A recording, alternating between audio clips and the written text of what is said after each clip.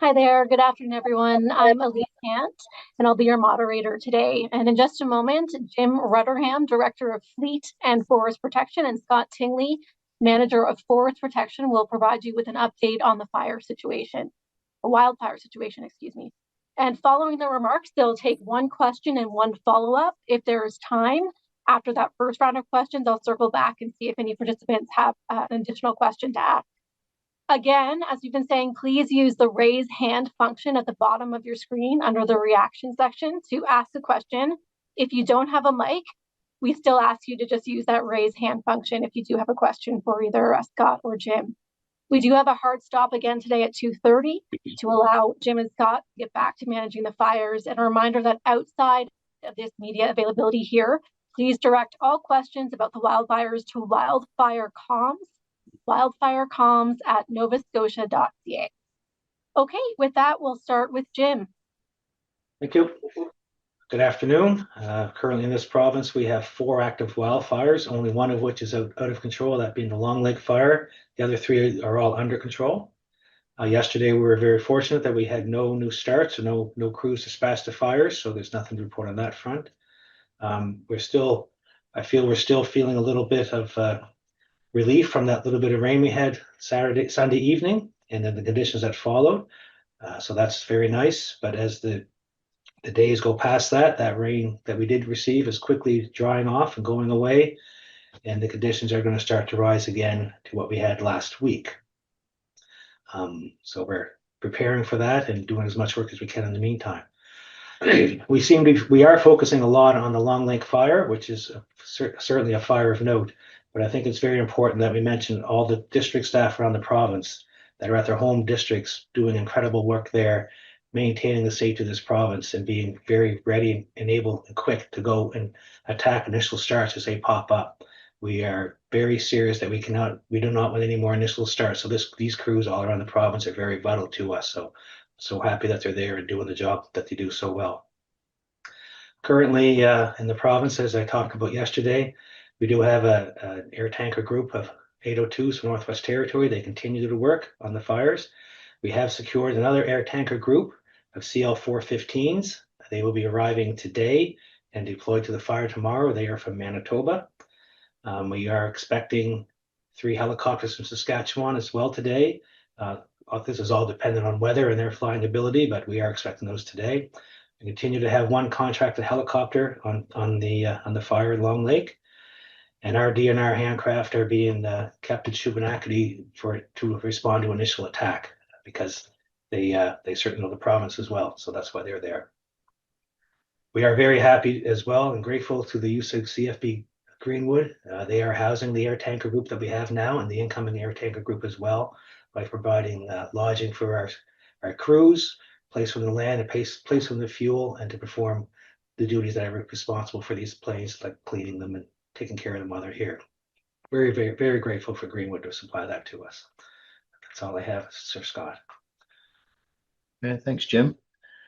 So the Long Lake fire still currently being mapped and estimated at 3,210 hectares. Still in a status of out of control. Crews had what they're described as a very productive day yesterday. With the little bit of rain that they did receive, some cooler temperatures, and the wind direction was helpful. They focused a lot of efforts in containing where the fire had crossed the West Dalhousie Road. So they put a lot of energy into trying to maintain and secure that northern part of the fire. That is one of the areas of most concern right now when the winds do eventually shift back from the south.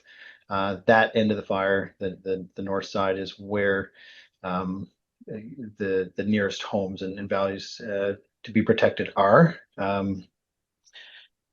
The forecast for the week, the winds are forecast to shift quite a bit in direction day by day, and so the crews will be incorporating that into their strategy. And then, of course, we're watching very closely Hurricane Erin, and we're getting very good weather briefings and updates on the track of that storm and how it's going to impact, or how it's forecast to impact the fire area. So crews are incorporating their control and containment strategies based on those forecasts and what they anticipate in terms of wind shifts this week.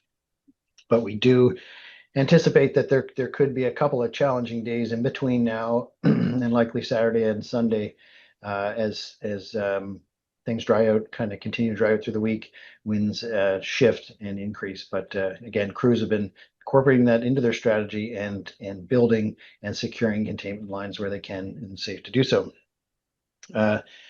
There's no structures immediately at risk at the fire, but again, this could change as the winds shift and the weather's change through the week. And structure protection equipment is still in place and ready to redeploy. And the team that's managing the fire continues to assess with the best weather information they have in terms of where they think the fire might grow if they have to make additional recommendations.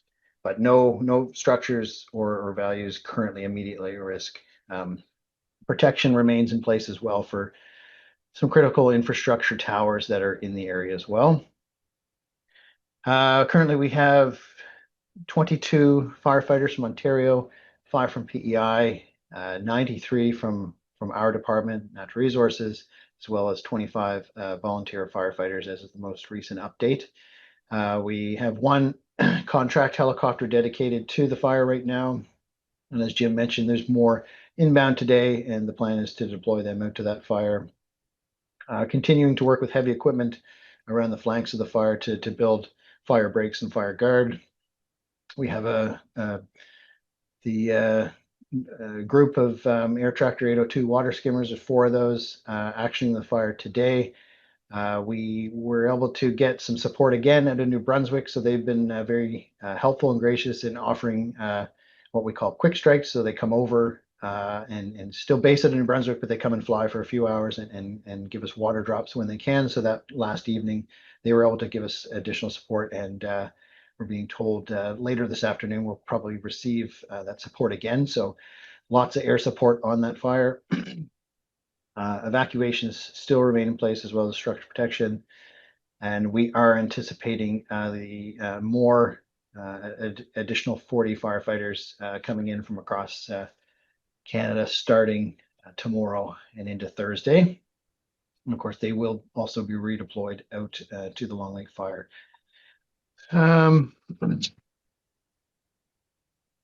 that's what I've got for an update on the Long Lake fire.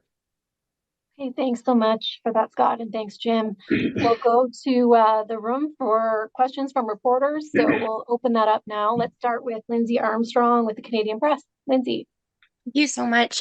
Scott, I'm wondering if you can elaborate on how Hurricane Erin is expected to impact firefighting efforts and when those impacts, particularly the forecasted high winds, are set to begin.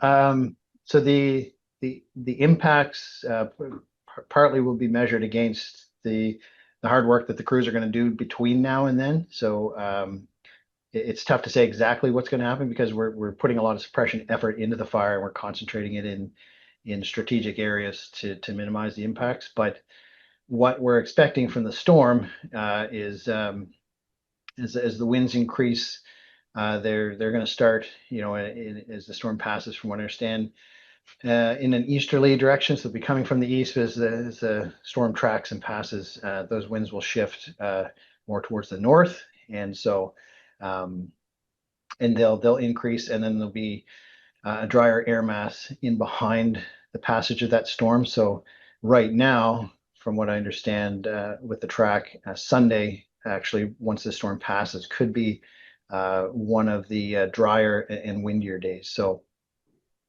that's what we're planning for and expecting. And of course, we'll get refined forecasts that will improve over the next couple of days, and so we'll adjust accordingly. Lindsay, did you have a follow-up question?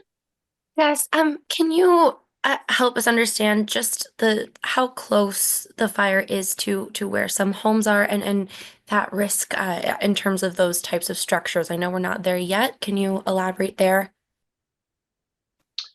The fire did crossed the West Ahasi Road, the other day when it took some significant runs. So it's in the vicinity of structures and homes. The evacuation is still in place.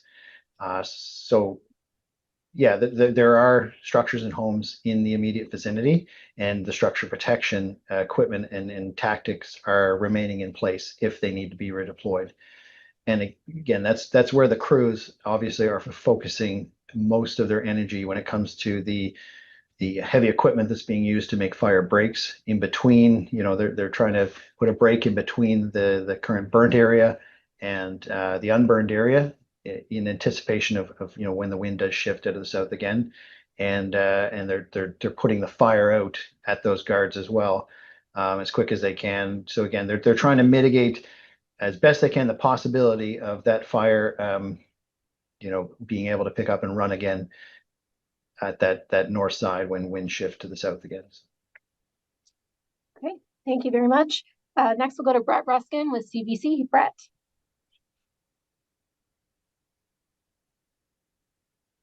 Oh, sorry. That's okay. Back now. Okay.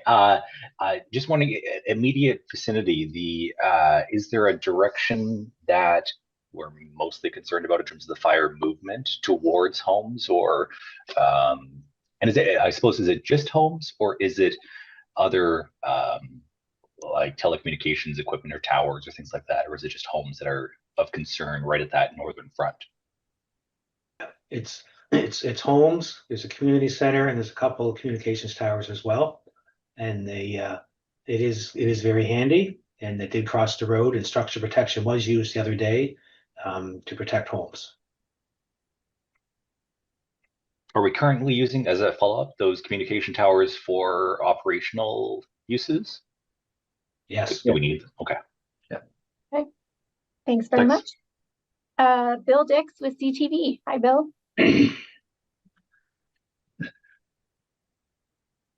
Hi there, Elise. It's Julie Caswell with CTV. I'm just wondering, when you're talking about the fire protection, are you talking about fire breaks? And if those are what are protecting the homes? No, on the homes, there are a sprinkler system set up around the homes. That are there to wet down the area and the homes themselves. And how confident are you that that will protect them? Well, it's certainly protection, and we hope for the best. In conjunction with the Department of Emergency Management and the local volunteers, they have been very diligent to set this system up. So so far it's good. It's certainly better than having nothing, but it's much better than having nothing. It's something that's working so far so good, quite well. All right, thank you, Julie. Paul Bacon with All Nova Scotia. Hi there. The DNR helicopter that crashed on Saturday, can it be made airworthy again? Is it out of commission for a long time? It's certainly out of commission now. It's we're waiting for it to be safe to go in there to remove the helicopter for the Transport Canada Safety Board to look at it and see what happened. So it's definitely out of commission now. And the federal help request that was approved on Sunday, I'm just wondering if you could tell me a little bit specifically what sort of help you're looking for from the feds.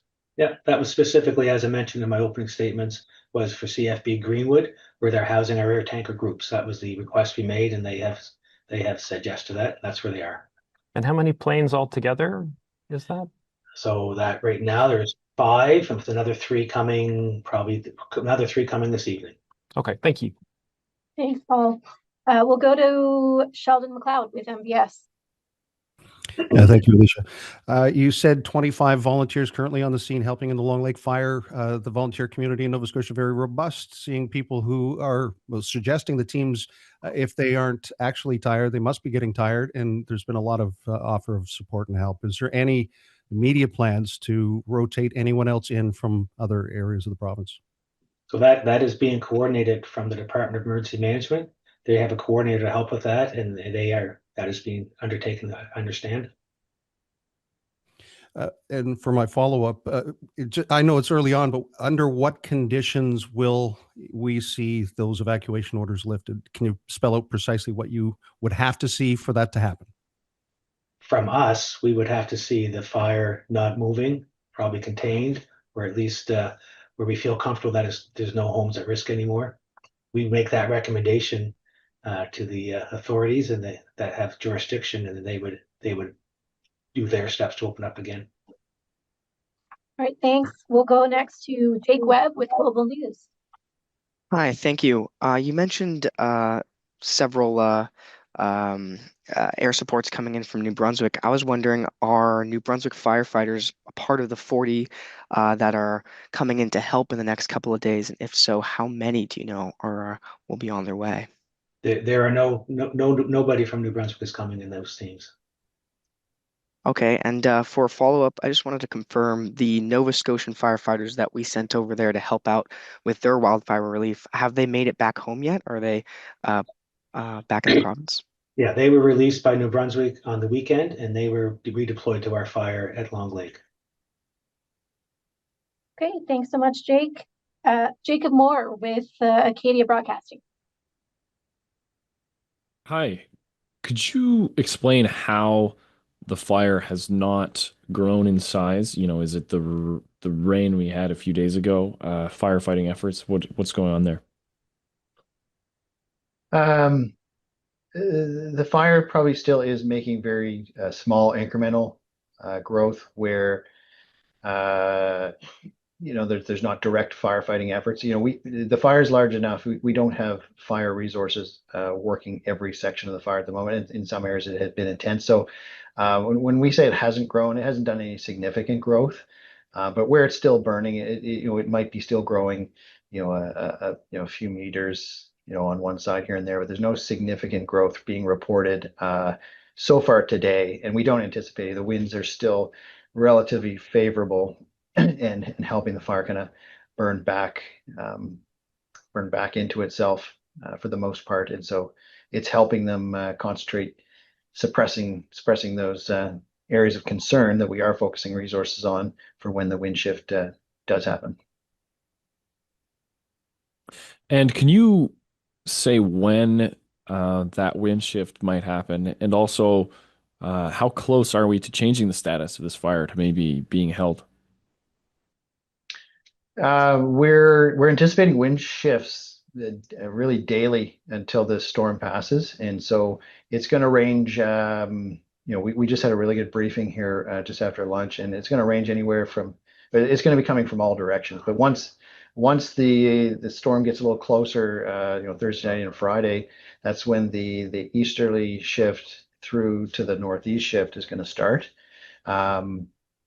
It's going to still take significant effort to where there's no rain in the forecast. It's still going to take significant effort, suppression, to get it to a being held or under control status. So at best, what we probably foresee is percentage of the fire contained. Again, the crews have been very effective in some high priority areas in getting those fire breaks and suppression done on key areas of the fire. So we're making progress, but we still have a ways to go.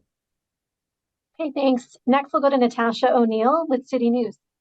Hi, I'm wondering if we can talk a little bit about whether people are staying behind in their houses, if you've seen any behavior from people trying to stay behind and protect their house on their own close to the fire. Yeah, we couldn't comment on that. We recommend to the agencies having jurisdiction that evacuations should take place, and then that's up to them, and they monitor that and take care of that.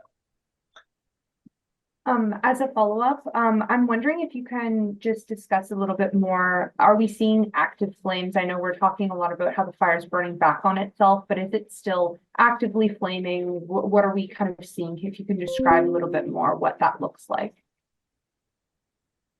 Yeah, parts of the fire we're seeing, compared to what we saw a couple nights ago when the fire was very active. There's still open flame in areas today. It's still burning very hot and very deep. Those are indicative of the drought conditions we're under. So it's taking significant effort to suppress this fire. And that's why crews are, given the size, and crews are being very strategic about where they're putting that effort right now. But yeah, there's still activity, and we expect that activity to increase. So, kind of to the question earlier about what do we expect the weather to do to the fire, it's going to be an equation of how effective we have been in the areas where we've been putting suppression in. So, Thank you. Okay. Thanks very much. Next, Ian Fairclough with the Chronicle Herald. Hi, just wondering, I know that the sprinklers protected the homes the other night. Has that, now that the fires burned up to the edge of, or that area, or at least some of the edges of that area, does that provide an added level of protection because a lot of the fuel's been burned there already? I would suspect so, yes. That fuel is removed, but there's still a chance it could burn over again. But for now, yes. Did you have a Okay. follow-up question, Ian? Yeah, I know you're working hard with the dozer brakes. Just wondering how much of the fire you have brakes around, and if that's helping. I don't want to say funnel, but sort of push it into areas where you can have more effectiveness on it with the ground crews. I don't have a specific percentage yet. I know they're focusing a lot of the effort on the areas of the fire where there are values at risk. So I don't have a percentage, but they have been using tactics like that, particularly with the water drops from the air. They're using that to help, as best they can, try to guide the fire to where they prefer it to go. Try to limit its growth to where they don't want it to go. All right. Next, we'll go to Nicola with CBC National News. Hi, thanks. I'm just going to broaden it out a little bit and wondering if you can talk about how this wildfire season compares to past wildfire seasons. Interesting question. We average 200 wildfires a year. Last year we had our lowest year, and the year before that was almost a record year with the amount of acreage burned. This fire season I would compare to 2016. Very similar through the spring patterns. Extremely similar to August. We had a 7 Mile Lake in the western end as well in 2016 that burned a little over 400 hectares and burned very deep and was very stubborn and difficult to contain and put out.